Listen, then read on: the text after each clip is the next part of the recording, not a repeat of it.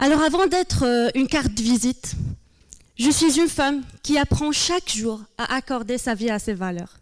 Oui, je suis entrepreneur, créatrice d'un cabinet de conseil stratégique. Je suis intervenante dans des écoles de commerce. Et aussi, je suis maman d'un petit garçon qui m'a rappelé l'essentiel.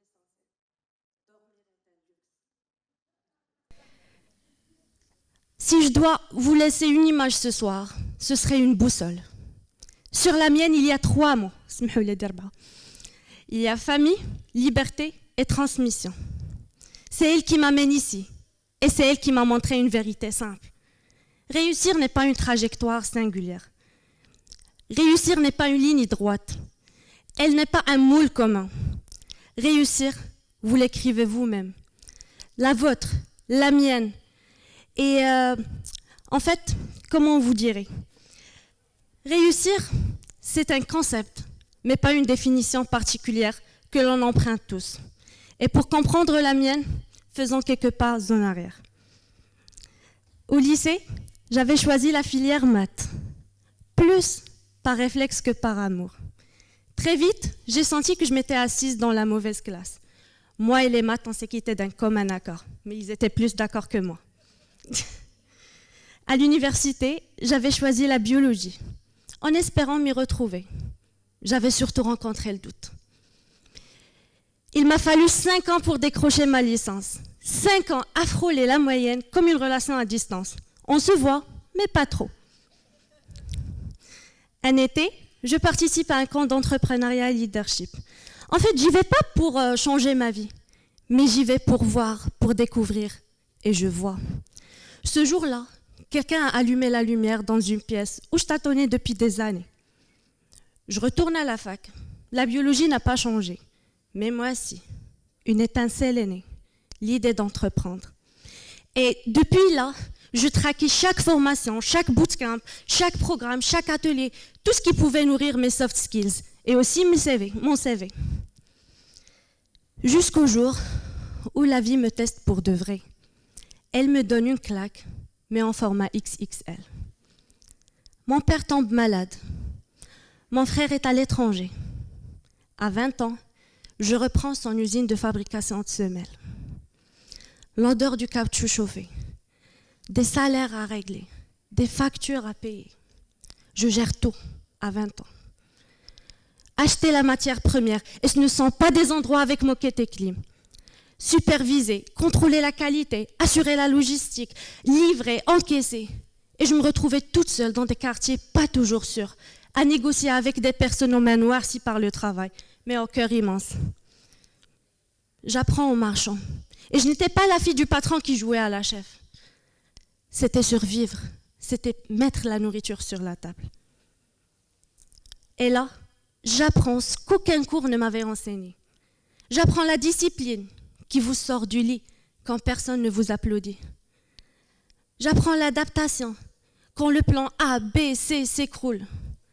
J'apprends l'humilité de demander de l'aide. J'apprends la créativité quand il n'y a plus de solution et qu'il faut en inventer. Je passe de la petite de la maison à celle qui tient la maison. Et de là, j'ai un respect éternel aux parents et à tous ceux et celles qui portent des familles dans l'ombre chaque jour.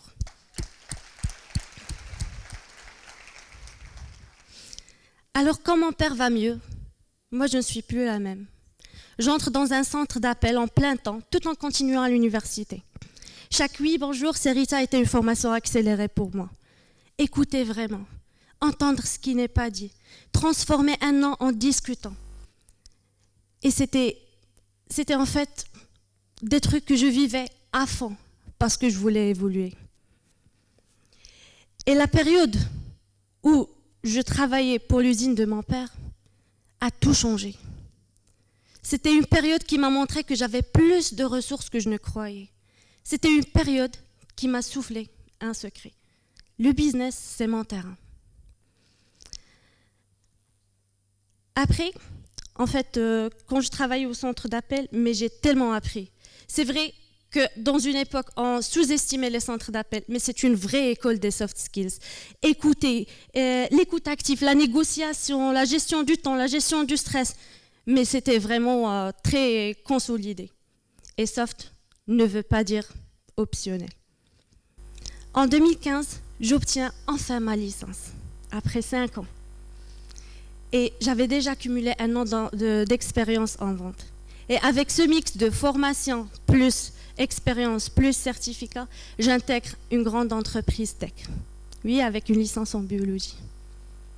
Et là, je comprends une chose.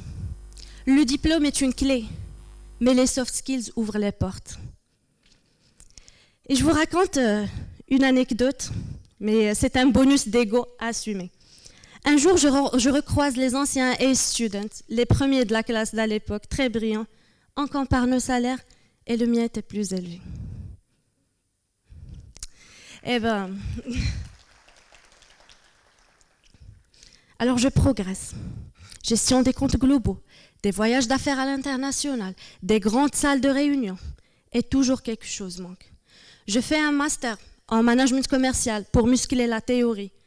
Je prends un nouveau poste, une plus belle boîte, un plus beau titre. Et toujours un frottement. Le 9-5, les cadres, les cases, je ne rentre pas dedans. Je m'éteins un peu chaque jour. Alors je fais le geste le plus simple, mais le plus difficile. Je quitte. Et personne s'y attendait. Je me donne la permission d'avoir peur et de continuer quand même. Alors je passe en e-commerce. Je teste une boutique Amazon. Ça marche, mais ce n'était pas mon feu intérieur. Et là, la question brutale se pose. Mais de quoi suis-je vraiment passionnée? En vrai, j'avais la réponse en tête. Elle était nette. Du business et de la transmission. Je voulais aider des équipes à vendre mieux, accompagner des leaders à clarifier leur stratégie, partager ce que j'ai appris au prix du réel. Et c'est à ce moment-là où j'ai créé ma boîte de conseils stratégiques et de formation. Et pour la première fois de ma vie, j'ai eu cette sensation rare. Je suis à ma place. Peu après, je tombe enceinte. Grossesse difficile. L'énergie baisse. Le business aussi. Et je ne vous ferai pas la légende du green jusqu'à la salle d'accouchement. Ben non, parce que ma valeur numéro 1, c'était la famille. Alors je mets tout sur pause, toutes mes activités. Je regarde mon fils grandir. Je récupère petit à petit. Je reprends doucement et depuis la maison. Ce choix-là n'a pas gonflé mon chiffre d'affaires, mais il a gonflé ma paix intérieure. Alors, suis-je réussie aujourd'hui? Si la réussite, c'est le montant sur la banque, si la réussite est le titre sur LinkedIn, parfois oui, parfois non. Si la réussite est aligner mes journées à mes valeurs, répondre à l'appel de ma mère quand elle m'appelle, être présente pour les miens, travailler dans ma passion et pas contre elle, alors là, oui, je suis réussie. Et ce oui-là, je l'ai défini moi-même. Alors là, assez parlé de moi. Parlons à vous maintenant. Chers étudiants, jeunes pros, chercheurs de cap, vous qui êtes peut-être en pleine réorientation, en plein changement de filière, de job ou de vie. Je vous dirai les choses que j'ai apprises, les choses que j'aurais aimé qu'on me dise quand j'avais 20 ans, pas en théorie, mais dans le corps. La première chose, trouvez votre quête. Si vous êtes mal orienté, il n'est jamais trop tard. Changez 1 fois, 2 fois, 3 fois.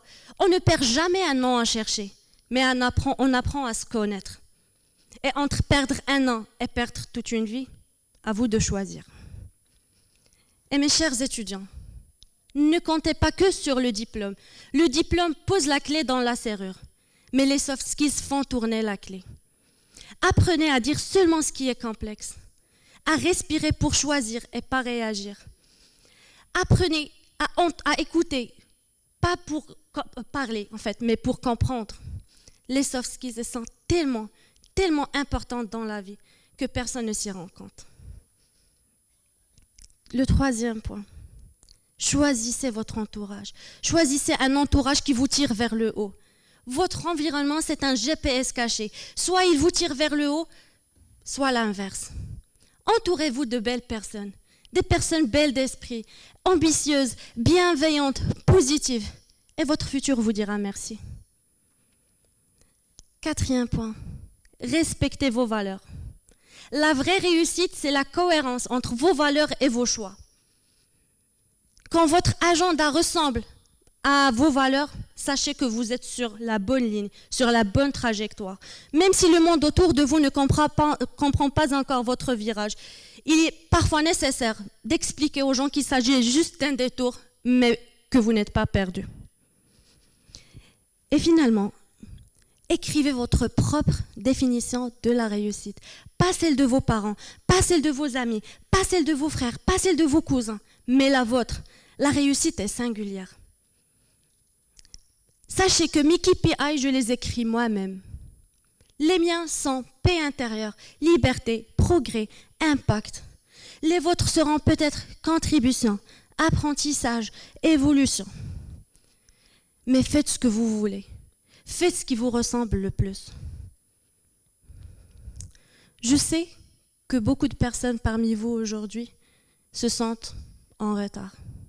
Des fois, on regarde les autres poster, diplômés, se marier, se faire promouvoir, et on se dit, moi je suis en retard. Je vous le dis avec toute la tendresse possible. J'ai mis 5 ans pour obtenir une licence. J'ai recommencé, j'ai bifurqué. Et si je pouvais parler à Larita d'il y a 10 ans, je lui dirais, tu n'es pas en retard, tu es en train d'arriver à toi. Enfin, je ne vous souhaite pas une vie parfaite, mais je vous souhaite une vie cohérente.